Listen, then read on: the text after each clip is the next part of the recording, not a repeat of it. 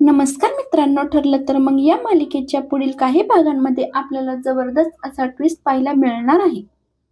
तर आता इकडे रविराज पाशी बबलीचा फोटो आलेला असतो, म्हणजे लहानपणीच्या प्रियाचा फोटो आलेला असतो आणि त्या फोटोमध्ये दिसत असतं की तिचे आई वडील कोण आहेत. तर हा पुरावा रविराजच्या हाती लागलेला असतो. तर तो पुरावा रविराजच्या हाती कसा लागला हे पाहण्यासाठी, हे जाणून घेण्यासाठी व्हिडिओ पूर्ण नक्की पहा.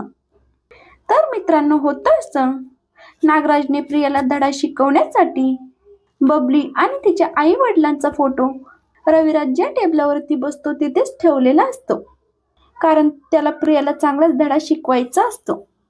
तर रविराज तिथे येतो आणि तिथे तिला काहीतरी दिसतं. तो काय आहे हे बघण्यासाठी जातो आणि त्या इन्व्हलप मध्ये एक फोटो असतो. रविराज तो फोटो बघतो आणि त्याच्या पायाखालची एकदम जमीनच सरकते. तो आता प्रियाला बोलून घेतो आणि म्हणतो, प्रिया, हा कुणाचा फोटो आहे? मला तर असं दिसतंय की हा तुझ्या लहानपणीचा फोटो आहे आणि मला असं समजलंय की तुझे आई वडील दुसरेच कोणीतरी आहेत.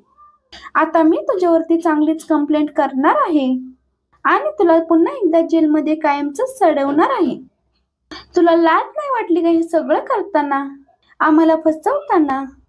तू हे सगळं काही फक्त प्रॉपर्टीसाठी आणि पैशासाठी केलंस. प्रिया मात्र खूपच घाबरलेली असते. तिची पळुकी सळूक झाली असते. आता रविराज प्रियाविषयी काय स्टँड घेणार हे पाहण्यासारखं असेल.